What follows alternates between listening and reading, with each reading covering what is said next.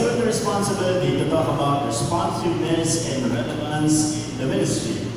When we talk about this particular topic, siguro ang tinatarget, paano ba tayo magkakaroon ng sustaining power in order for us to be in the ministry for a long period of time, despite the fact that there are a lot of things that take place. Merong opposition, merong tawagin natin disheartening situations, may mga pagkakataon, may failures, and then of course the ever-popular rejection. Now, how do we move forward? It's very important that you have a clear sense of perspective. I was reading this book, maganda yung kanyang title. I forgot the author, but the title is Persevere in Obedience. Now, whenever we talk about perseverance, there are at least three concepts associated with it. In my previous messages, centuries ago, when I discovered that I presented that perseverance, first concept, there's an opposing power. Bakit ko dinadramatize? It's my fault. I forgot yung adapter na aking iPad, so no technology. I have to dramatize. The first is there's an opposing power going against you. But if you just apply a force or a power not equivalent or stronger than that opposing power, what happens is you will be taking steps back because you will be pushed back. Now, second concept of perseverance. If you're just going to apply an equal amount of force to an opposing power, you just maintain your position. You stay where you are. The third concept of perseverance is actually applying a stronger amount of force to an opposing power so that you get steps forward and then you're able to push back the opposition. Now, the question is, why is it connected to obedience? Well, according to the author, there are three things that prevent us from obeying God. Well, the first one is called yung panglalamig. Somehow, your passion will dwindle. Why does it dwindle? Well, two elements were presented. The first one is called time. Like in human relationships. Sa simula ng relasyon, ang taas, heightened emotion. You would like to do things for the person you love. But then, as time goes on, and of course, as you see certain things na mataas ang expectation mo, and those expectations are not met, then of course, there's a high probability that you'll be frustrated because you see that the person cannot actually match up to what you want to happen. Now, ang nangyayari because of that time element, nagkakaroon ng pag-dwindle yung iyong passion, yung iyong fire. Now, you have to find ways in order to maintain your passion. You have to find ways in order to maintain the fire. Yes, true indeed. God's empowerment is there. That much is a given. His word is available, His Spirit is in you, and then of course, He says He will never leave you nor forsake you. But that's one half of it. The other half is called human initiative. I have to do my part. As much as God is an empowering God, I also have to cooperate with His plan and program in my life. I have to take steps forward. Otherwise, I don't succeed. Success is not something that's just handed over to you. Even in the Bible, you'll find out that there is a process. The process is very important.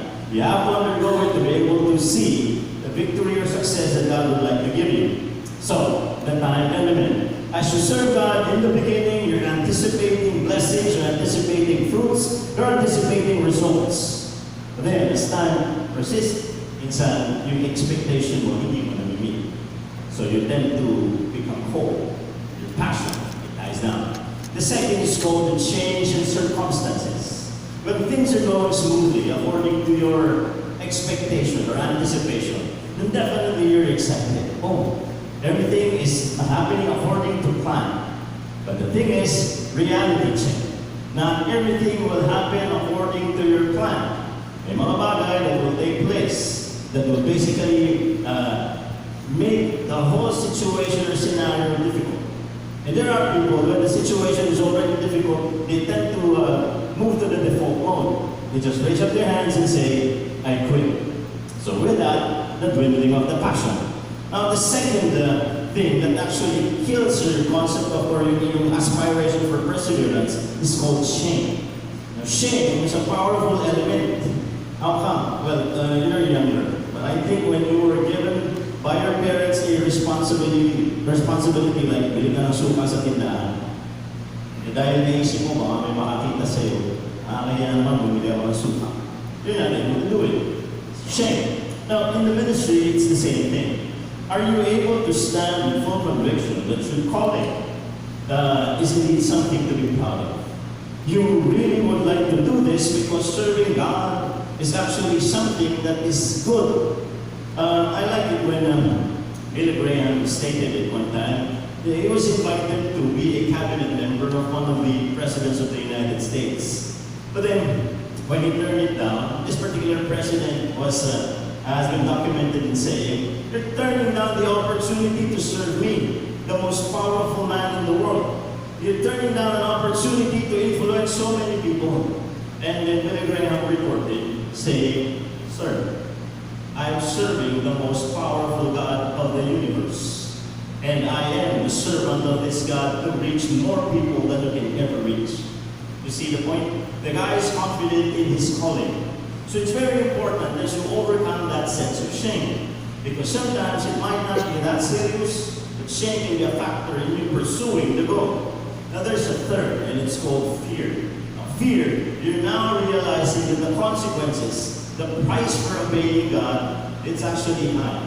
Now remember, the Bible never sugarcoats anything. Walang tinago sa atin. Laging sinasabi doon as it is.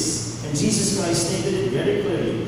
If you would like to follow Him, you have to deny yourself, pick up your cross, and follow Him. That is actually something that He said in order to prepare you for any eventuality. That if you accept the calling to serve Him, you have to face up to a lot of things that are painful. There are losses. I was reading one time the biography of William Carey. His ministry in India, difficult. Loss of lives and members of his family. And of course, a career that he left behind. Dr. David Livingstone in Africa. The same thing. There are a lot of things that they have exchanged in serving the Lord. I'm thinking at some point, were they regretting the choice? Were they regretting the decision? But one thing has been seen in their lives, they pursued the goal, and that is to serve the Lord. So, persevere in obedience. This is very necessary. Now, whenever we talk about your relevance, as much as not many people appreciate the purpose-driven life goal, I think there are a lot of key points there that we can use. One of the things that I like there is the concept of the shape. Now, look at your seatmates and ask yourself, what is this person's shape? To Febias fashion, you install the person beside you. It's not in connection to your body mass index. It has something to do with your, it's an acronym by the way. S stands for spiritual gifts. Now we know, highlighted in the writings of Apostle Paul and even Peter.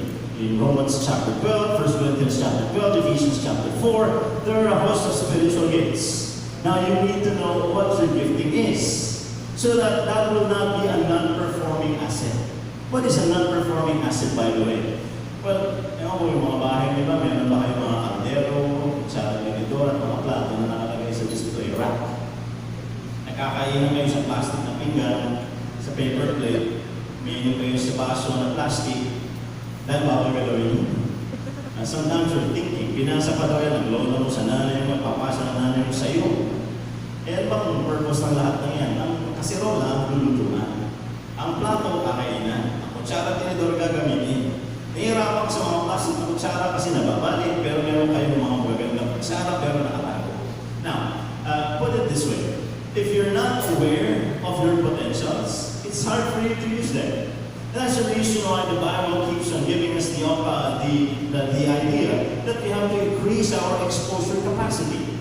And what is that? If there is an opportunity presented, and if you have the availability, and the ability, then might as well try it out. And from there, you will learn. You will learn if it is something that you are attuned to, or it's something that you're not attuned to. People will give comments, some are positive, some are negative, and you learn to evaluate yourself. But it's very important. What gifting do you have? Are you gifted in administration? Are you gifted in preaching? Are you gifted in teaching? Are you gifted in encouragement? Are you gifted in hospitality? Are you gifted in service? There are a lot of giftings. But it's very important to identify what your spiritual gifts are. So you don't become a square peg in a round hole. You don't want to be a misfit in the ministry. Second is called heart. Yesterday I had a conversation with one of my students. He's actually narrating to me his passion. He wants to serve as a chaplain in the military. I'm thinking this guy, he really has the fire to serve. And he even states that as he was watching the Marawi, conflict, and he was seeing the names of the people there and seeing the pictures, he is burdened. He prays for them, and he aspires to be there. And he would like to continue on in actually fulfilling this goal, this dream. It's called heart. That's the reason why people have advocacies. That's why people would like to do something. The burden that God is giving to you, it's not something to put you down. It actually is there to motivate you. John Maxwell, in his book, The 21 Most Powerful Minutes in a Leader's Day, talks about the power of a burden. It actually gives you, it instills passion, commitment, it makes you creative because you would like to do something. And the objective, the goal is clear. So you have to have a heart. Some years ago, there was a member of a church who came up to me and said, Pastor, we're having a problem in our mission point in one of the mountains of Laguna. Teachers, and my daughter is one of them, cannot embrace fully the students, their young kids. So I asked what the problem was. And he said, well, my daughter told me she cannot embrace her students because they have so many lies on their heads. And then because this guy knows I'm helping a company that makes his anti-lie shampoo, he would not stop texting and calling me every day so that I will ask for donations, so that we will be given anti-lie shampoo so we can do something about that problem. I'm not really excited to do that because I don't want to be asked this question, Pastor, bakit may kuto ka ba? Ask for other products, but not an anti-lie shampoo. And sure enough, I was, of course, in jest, told this by the owner, and lo and behold, 2 boxes of anti-lie shampoo in sachet were given. He organized it for about 4 weekends. You know what he did? He had the men draw water from the well, since they don't have a good plumbing there. And then he was the one who organized the women also to help wash the heads of the children. 4 weekends, about a month, there was drastic change. Lies, they're gone. And now the students can be embraced by the teachers and vice versa. Sabi ko sa kanya when we met again after that particular event, ikaw lang kilala kong may puso pa sa kuko. Because of his passion, he was able to do this and something significant took place. Now, another, you have to be aware of your abilities. Probably you're very good at music. The technical stuff is also very important. Obviously, I'm not technical. But it's also very important. Maybe you have other abilities that are necessary and something that's helpful and beneficial for the ministry. Your personality type. You have been designed by God that way. He wants to work in your life that way. Of course, with improvements in character, improvements in our faith, but sometimes you're thinking, I want to be somebody else. If I'm like this person, I'll be affected. But that's not it. You're made by God, designed by God the way you are. So he would like to use you as his instrument that way. Now, talking about personality types. If you are choleric, now some people don't like choleric people because they're the go-go-go type. You want to make excuses so that you don't do something, but they don't give you any leeway. They just basically tell you, you have to do this. Now, choleric people, according to some experts, are very good administrators. They get things done. Then there's the opposite. We call them the phlegmatic people. They are the slow. Halika na, papasok tayo sa ethics, 1 o'clock. Andyan na. And they arrive on the second hour. From the dorm to the classroom, 1 oras yung travel. But obviously, there's some kind of track in the aerodynamic or hydrodynamic problem, I don't know. But the thing is, phlegmatic people, maybe you're asking, so what's the, Pastor, what's the benefit of having that kind of a personality? Kevin Leman, in his book, The Real You, he actually stated that the different personality types, they have their strengths, and the phlegmatic people are the best listeners. How come? They don't react easily. If you come to these people and you share your problem, they have a listening ear. And because they don't immediately react, you are given the opportunity to unburden yourself. And by talking for several minutes, 2 hours, after that particular event of having unburdened yourself, you will tell this person, thank you very much for your advice. Wala namang binigay na advice actually. Ano yung ginawa? Nakinig lang sa iyo, but for that particular moment that you're given attention, you feel good. So that personality type also has its benefits. Experience. There are positive experiences and there are negative experiences. But we can learn from them. God is a specialist in restoration and redemption of human life.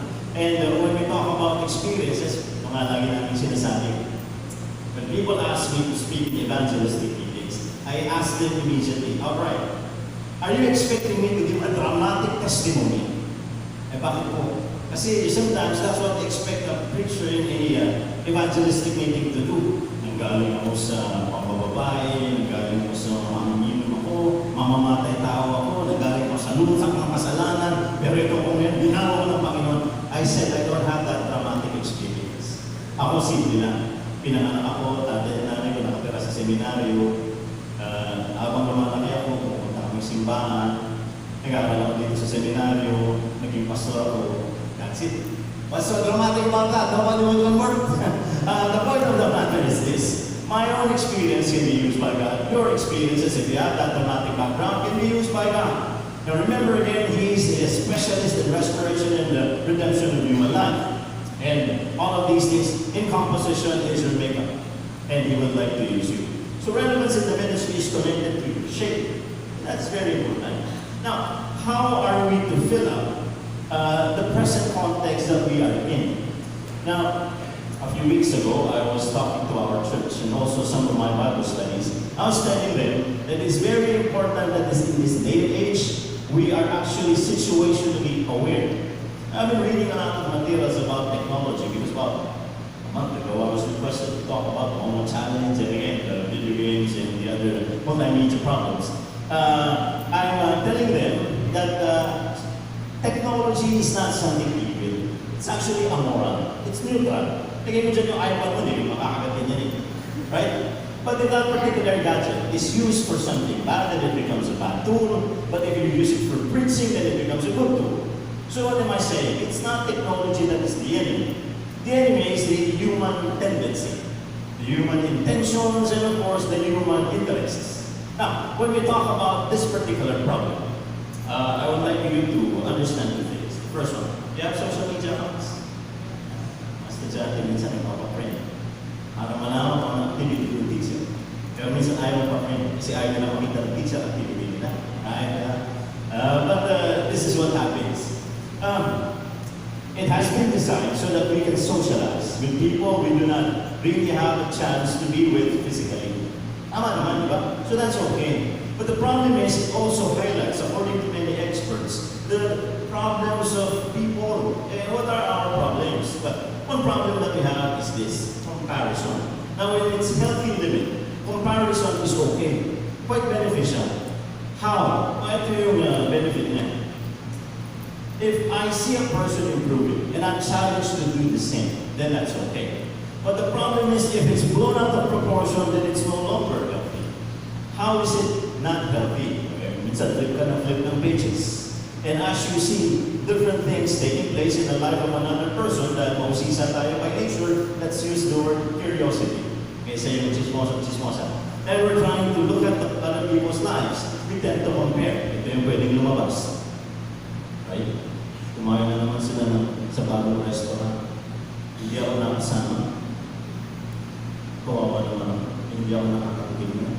Nagkain na sila ng linsong kagabi. Kami, mansali namin, kaya hindi ako nakasama. Kawawa naman ako. Mga gano'n, kapag nakita mo ng mga Christmas, minsan, alas ka. Minsan, you feel bad, and then of course, there's a lowering of self-confidence and self-esteem. Second, pag tingin mo, nag-vacation sila. Oh, they're taking another vacation. We're not even able to take one vacation sama-sama in this particular kind of place. Again, you feel bad. You see a person take a picture. Yung daughter ko kahapon, nalok ng mga kaibigan, April Fool's Day ka. Daming nag-ano, ganda naman yan.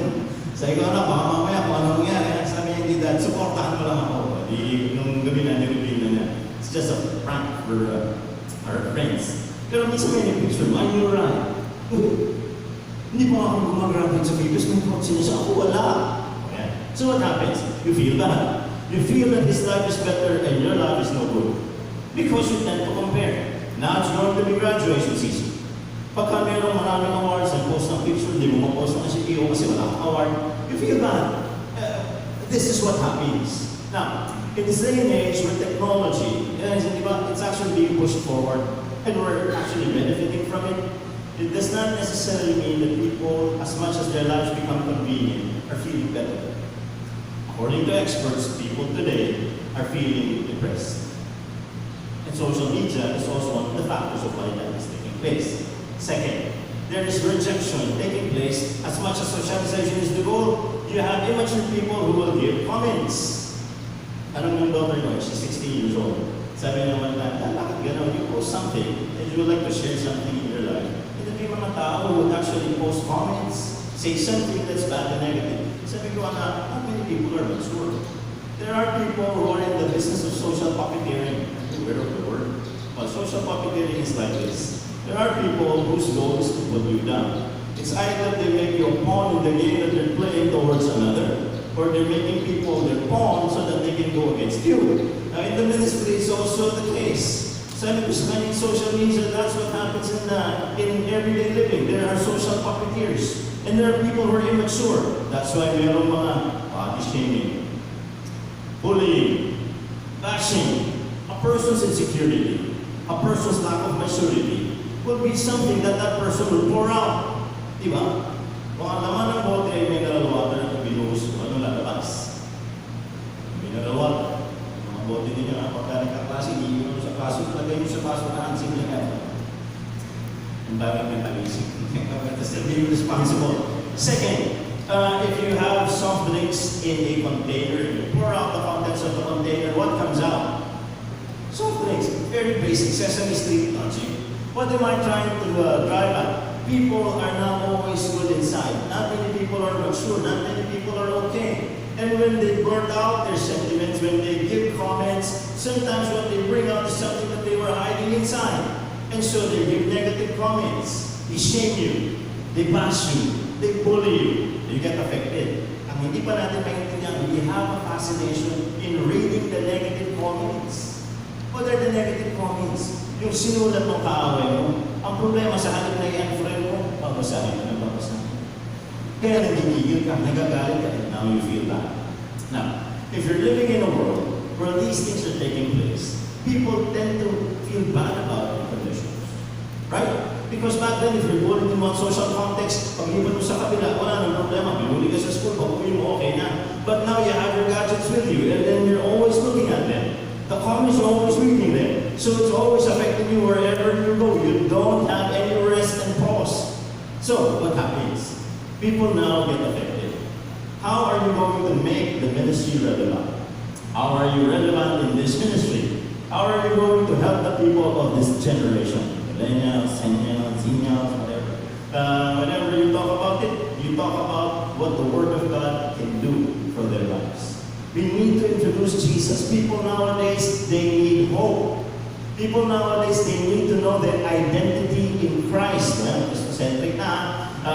And we need to know what these things are for. Because that's the only time that they can feel better. That's the only time that they become whole. And this is very important. Okay? So, we need to understand the context. Sabi ko nga sa daughter ko, if you would like to have notice, and according to the psychologist Maslow, that's one of the needs that we have. Totoo naman. Kasi nga, pag hindi ka napapansin, what do? You get attention, by hook or by crook. That's why that concept of KSP. What is that? Okay, alam mo yan di ba? As either you practice that or somebody's practicing that on you, nagpapapansin. But we need notice. Pero once you want to be noticed, you give up your right to become private. Agree? And this is what happens. So maglalagay ka ng picture mo, makikita ng iba, so wala ka comment. You give your opinion and then they'll read about it, they'll give their comments. And if you want your life to be simple, if you want your life to be quiet, lagay mo sa tapong may tubig yung cellphone mo, everything okay. You understand what I'm saying? You detach yourself from that. But the fascination of the people now in this day and age is with these things. So how can the ministry be relevant? It's relevant because people now are broken still. People now still have vagueness within. People now still need hope. And people now still need Jesus. And that's still the a message that is needed in today's day and age. Now, whenever we talk about relevance in the ministry, I remember when I was taking my master's program, a teacher told me, do not be an armchair philosopher. Now, as the years went by, I'm thinking, it's also true. Do not be an armchair theologian. In order to make the ministry relevant, we have to engage the people of this world. Now, of course, we talk about high concepts, languages that are basically fit in this particular field of study. It's a different field of study. It's higher education. But how are we going to use this know-how and impact the people of our present day and age? You know what they have discovered? People nowadays, especially in the Philippines, their appreciation of the English language medyo problematic. I was talking to a friend who's a linguist. Sabi niya, you know what? People in the Philippines are so fascinated with pronunciation. They're fascinated with how you say a word. Sabi niya, pag French yung nagsabi, mali naman yung pagkakasabi ng croissant, mga ganon, you don't understand how it's said. You were thinking, oh, yeah, that's the right way to say it, di ba? I'm flattered. Flattered? What flattered? Flattered. You're beautiful. I'm flattered. Flattered, but they have a way of saying it, but because they're foreigners from a Western country, you think it's okay. In the Philippines, if you misuse the word, if you say it the wrong way, they target you. Think you daw, Bisaya man din.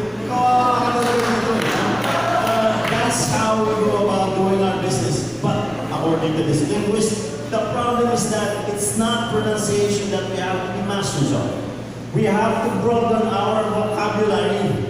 Kaya daw tayo nagpapakadalubhasa sa pag-criticize sa isa't isa sa pronunciation kasi yun lang yung word na alam natin. You get the point? You have to be effective when it comes to comprehension. So which means, the two that are more important, we missed out. Ang galing natin sa pag-criticize sa pronunciation, the way words are to be said, yan. Ang galing na mag-English, pero yung vocabulary, yung pagkaintindi, ano sinabi ang ganda nga eh, yung monkey daw makiat sa puno, yung illustrasyon mo naintindihan, the whole thing is actually missed out. You see the point?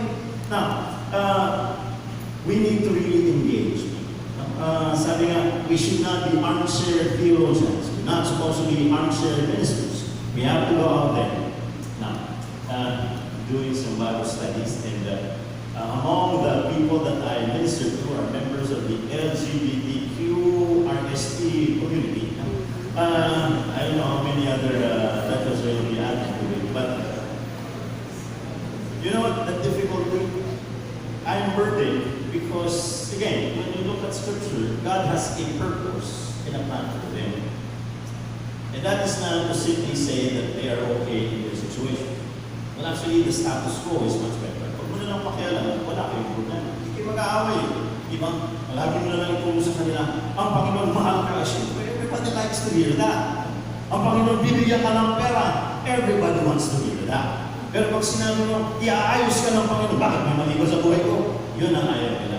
Yeah, I was talking to this person who's a member of one of my Bible study groups. Sabi niya, Pastor, why are you always talking about us being conformed to the pattern of God? Hindi ba nakalagay naman sa Bible, Jesus loved the sinners? Sabi ko, that much is true. But it's not a period at the end of that particular group of words. Sabi ko, bakit? Jesus loved sinners. That's why He helped them change. Did you get the point?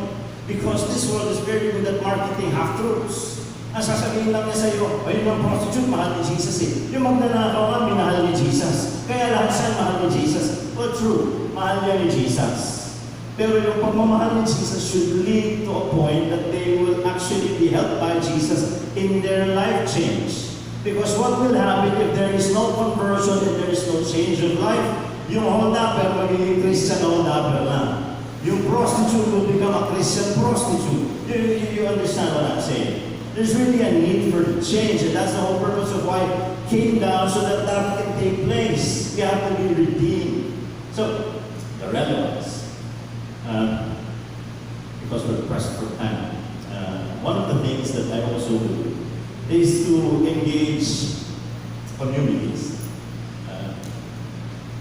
About 2 or 3 weeks from now, there's an invitation a few days ago to be part of the UP Manila's I don't know what they call it. It's supposed to be an inter-religion, interfaith dialogue. And I represent Protestantism. Sabi ko, sino pa mga kasama? Sabi, nandito po ang mga Wiccans, sila na naman. You know why? In this ministry, you will be engaging people coming from different walks of life. One time, I lectured at UP, invitation of the campus ministry, and they told me I have to talk about witchcraft and sorcery, what the Bible says about it. So you're supposed to contradict its teachings. But they marketed it in a way na mukhang ako ang tagapagturo ng witchcraft and sorcery. Ang nakalagay, talk on witchcraft and sorcery. And what the Bible says. Maliit. So when people were entering that particular classroom, as I was to engage them, they were all baffled as to why I was actually using the Bible and targeting the errors and the mistakes of witchcraft and sorcery. I started off with Deuteronomy 8:9-13. Do not. And then they're confused. In the Q&A, that's where you find, if you have the, let's not use the colloquial word, you have the courage to face up to these people. That has to be the word used. This is the whole sample. You have to have the courage to engage these people, and they mind you. They will bash you, and they will criticize you, no holds barred. Sabi ko nga, magbasa ko mga to. One of them stood up and said, I am a member of the Wiccans in the Philippines, the Mariposa chapter. Gusto ko naman sabihin, ako naman ay theologian of the totally order. Of course, that's not how you do it. When we were conversing, talagang galit siya, why you say that this is wrong? And doon mo mapapatunayan ng dalawa. Your belief system. It's not only something that you're proud of within the confines of the seminary, it's something that you actually have to prove in front of other people by talking to them and engage them. I think apologetics is not to simply defend the faith against each other. It is to defend the faith against people who do not really believe in our system, in the teachings of the Bible, in the whole dimensions of Christianity. That's the interesting. To go out there and engage. Hirap. It's really difficult, and many times it becomes unpopular. I think it was a few years ago, a lady professor from UP, she's teaching French. She's a Christian. And as she's teaching French, there was a guy, a member of again, the LGBT community, who wanted to be addressed as a man, as a female, but he's a man. Sabi niya, sir, with all due respect, I cannot address you as I don't know how to speak French, pero hindi kita pwede tawagin miss. Since male and female, you're male, then I address you as Mr. Parang ganyan, nag-aalit. And even filed a case sa UP against her. Now, she came here because she said, Pastor, I'm frustrated. I've been going around asking people's help so that they can help me face up to the board that will talk to me. And nobody wants to join me. It's as if I have the scarlet letter brand. Sabi ko, bakit? People are thinking that because it's UP, maybe the way that it will be done will be highly academic. Kahit saan ka naman pumunta institution na meron talagang ganyan, academic institution, it will be like that. And I'm thinking, they're afraid to be targeted as well. She became popular. Actually, viral nga yung ilang mga pangbabasa kanya during that time. Sabi ko sa kanya, sige, I'll help you. Pero I would like you to know, I'm also taking precautions because I represent other organizations. And I know that when they target us, they will research our backgrounds and hit on the different organizations, even our families. Sabi nga niya, that's true, Pastor. My church mates, my church, my family, they're being targeted. Pero sabi ko, sige, I'm willing to fight beside you. And you'll be talking to, isa lang naman sasabihin ko, Pastor. Ano ba sasabihin ko? That God created them men and women. Ito naman sabi ko, nakalagay naman sa Bible yun nga eh. They just needed somebody who can say that, a theologian. Sabi ko, ganun kayo kahalaga. Kailangan pa nila ng theologian, nag-aral ng 4 or 5 years of Febias para lang sabihin, in the Bible, God said that they're created male and female. Ang ganda, and that's it. Pero sabi ko, ang problema pala dito is actually the concept of conviction. Not many people would like to face up to opposition. Kasi nga hindi madali. That's one of the difficult challenges that you have to face. But you want to be relevant, this is the world we live in. You have to speak out. In one school I was teaching, I taught in 2 other schools aside from Febias. Medyo secular yung isa. Sabi sa akin, mga estudyante nag-debate talking about same-sex marriage during that time. I mean, these are, let's use the word gay. Sabi na, Pastor, may homophobia ka ba? Pangalan ko nga Jay. Gay? It sounds the same. Sabi ko sa kanila, no, there's no homophobia, but again, we would like to subscribe to what the Bible is saying. When God said, sasama yung dalawang tao, it's Adam and Eve. It's not Adam and Steve. So it's very clear. There is a standard. It's a format. Kasi nagsalita yung sa dapat, bigyan kami ng kalayaan to have this. Well, you can actually run to the government. If the government approves, it might pass, and you might have your wish. Kaya lang, it does not mean we agree. Kasi magkaiba tayo eh. Sabi ko, hindi yan yung aming kalalaman. Nagalit yung isang homosexual din. Sabi niya, and this is what surprised me. It's not contrary to what I was saying. It was actually in support to what I'm saying. Sabi niya, pinayagan na nga tayo ni God na maging bakla, maging ganito, magpapakasal pa tayo, magagalit na siya sa atin. Kaya lang narinig yun. And you will hear many types of reasoning that you will hear for the first time. Because in here, the way we converse is much different from the way people out there are conversing. So sabi ko, may ganun pa ng pananaw, no? Unique, it's a unique experience. But sabi ko sa isa, okay din yung pagtingin mo, no? So, sa tingin mo, okay, pinayagan ka na ni God. Opo, Pastor, sa Asar pala, pinayagan na po ako ni God na ganito kami. Saan sa Bible ba yung pinayagan na kayo? Basta nandyan yan, maraming naksabi dyan. Ganun naman sila in general speaking. Sabi ko, pala kasi ako nakita. Kagaya ko pinag-aralan niya. Nandiyan po yan. Minsan iniisip ang buko ko siguro. Ito mga lalo kanila na pag-aralan. Kagaya ko nang inaaral din ako. Pero hindi ko alam. Sila hindi naman nila nabasa masyado. Pero alam nila nandun yun. So I think they're much better compared to me. But, yun nga. Sometimes it's hilarious. Sometimes it's so serious. It hurts you. Ganyan siya eh. But, how do you become relevant? You have to speak out. By speaking out, this is what I mean. I was talking to a group of people. Tanong sila sa akin about issues. It's a good thing, it's something that we also talk about in our ethics class. Sabi nila isa, sir, what about human rights? Sabi ko, human rights? Kasi di ba yung European Union, they're now up in arms again against the Philippines because they say the new number that they are holding, I don't know where they got it, is 27,000 are killed because of the EJ case. Right or wrong, I don't know. First, they're trying to filter out the way the government is handling the issue. But this is what I was telling this group. Sabi, 27,000 is a big number. Pero hindi ko lang maintindihan why no European Union human rights groups or individuals are actually protecting the rights of the unborn. Gulat siya. Sabi ko, issue of abortion. Why? Sabi ko, I was able to take hold of a document that says the estimate worldwide of abortions happening is 48 million per year. And that's about 100,000 abortions per day. Sabi ko, we don't hear it talking about that. In one of my readings, this is also what is revealed. Because many of them who came from Western countries have laws in their countries that actually legalizes abortion. And they say na mga na-abort daw na babies are not humans. May tiyanak. Parang pag binabas-basan, nagiging tiyanak daw sabi ng mga superstitious ng tao. What do you call that? If a dog has a miscarriage, you call them small dogs. If the egg of a chicken, hindi na tuloy nagpisa ang tao sa yung sisiw ng manok, pag sa balon kawawa naman itong anak ng ibe o itik. At least may reference eh. You understand? Pero pag tao daw ay miscarriage or inabort, hindi daw yung tao, what do you call those? Then I tried to dig deeper. Ito pala yung meaning nila. According to their definition of what a human being is, you are a human if your legal identity is established. And the first legal document that you basically hold as a person is your birth certificate.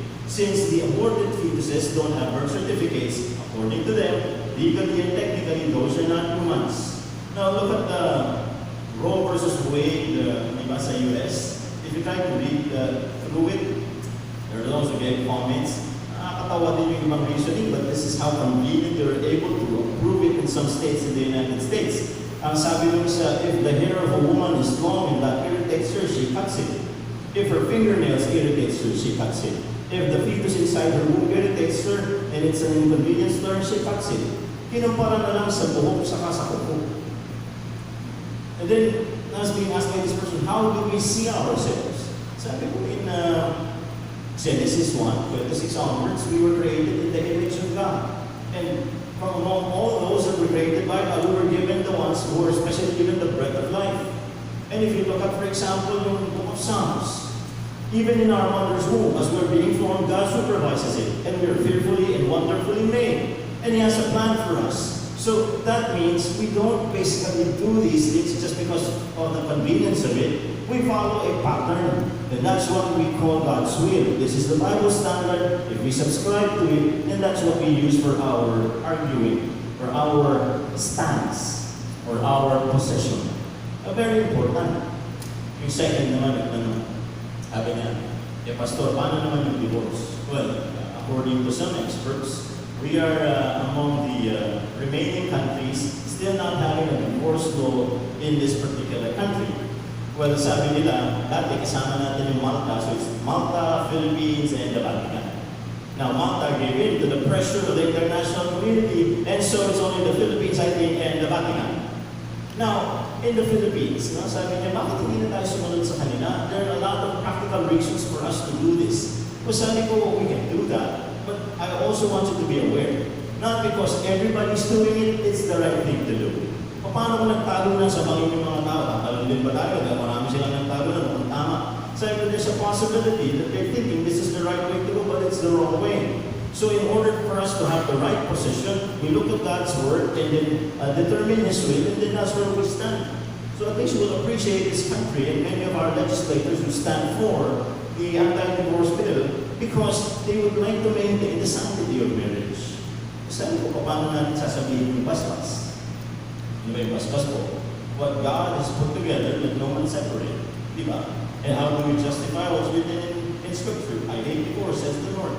So sabi ko, I know there are some convenient ways of explaining out the difficulties of people in relationships that have failed. But still, it's not just a matter of the practical side. It's also a matter of what is the Lord saying about these things. Maganda yung bakto. Nagtanong yung isa, Sir, what can you say about same-sex marriage? Sabi ko, isa may masasabi ako. I sat down in a forum. There are politicians, lawyers, and of course, members of the clergy. And medyo nalate ako. Uupo pa lang ako, nagsasabi na yung katabi ko. Holding the microphone, sabi niya, yan kasi mga religious practitioners masyado silang mahigpit. Sabi ko, mahigpit agad, doon na naman pinag-uusapan dito. Tinutulong kasi ako, paupo pa lang ako. Sabi niya, if a man and a man or a woman and a woman wants to get married, give them an equal privilege of getting married, I should give in heterosexual couples. Well, sabi ko, let's put it this way. When we speak against government policy, you always run on the idea of the separation of church and state. When we make a stand, you're always saying you have to follow government. Sabi ko, that is unfair. I told this guy, now we're trying to do a process here to filter out yung ating mga batas so that eventually, when it actually passes, it becomes a law. And maging maayos naman. So what was I trying to tell him? Sabi ko, if you want this to happen, homosexual relations, they will be given a chance to be married. They will vote on it and probably it will pass. Kayo magkasal. Make it a civil wedding. Since you are the ones who will legislate it, since you are the ones who would like to pass it, you take on the responsibility just to have them married legally. Huwag yun ang itapon sa amin to solemnize it and to give God's blessing. Sabi ko, bakit? Kasi we know very well it is not what the Lord is saying, and that's the reason for this forum. We would like to say our piece, we don't agree with that. Sabi niya, bakit hindi kayo nag-agree? Sabi ko, again, we go back to Scripture. Sabi ko, if you look at Corinthians, Romans, God is saying that He He does not want these kinds of union. Sabi ko, paano namin gagawin yung basbas sa dulo? Basbas tuloy sinabi ko. Sabi niya, ano ba yung basbas? Tingnan mo after the ceremony, before the kiss, this is what the pastors, and sometimes the priests, this is what they say. The Lord bless you. Pagpalain kayo ng Diyos. How can the Lord bless them? If I say that to them, I'm lying because I know very well that what I'm saying is contradictory to what God wants. Humayo kayo, ipopromote pa nila. Kaya the Lord very well is saying that we should keep ourselves from this. Yung pangatlo, ikaw sumagot, abogado ka naman and multiply. Paano dadaan yan? Hindi ba, papalain kayo ng Diyos, humayo kayo at magpakarami. Paano dadaan yan? Sabi ko, that would be nakaganon, hindi maintindihan ko ano nangyari. Tapos nung pala ba, sinisip ko nung kaibigan din ang abogado, sabi lang siya ako ni Pastor. Sabi ko, hindi ko siya iniisahan. Gusto ko lang yung pagwanig sa inyo. We're having a difficult time facing up to this because it is something that the Bible really has something to say about. At hindi nga pwede pagsama-samahin dahil ang gusto natin. So it's not simply the rule of the majority. It's not consensus. It's not based on sentiments. It's not simply because of emotions. It is something that we do. It is because, yung amin, yung stand namin, it is because it is what God wants. We argue for God's design. We argue that we have to stick to God's will. So, how do you become relevant? Well, you need to know. You need to be informed. And you need to speak up. Both sa mga issues, the context of your time, and most especially, the truths which you're supposed to be sharing. And I do hope you respond with a positive response. That when God says He's going to go for me, He can specifically state, full conviction, here I am, Lord, send my seed. Here I am, Lord, send me. So with this, I end up.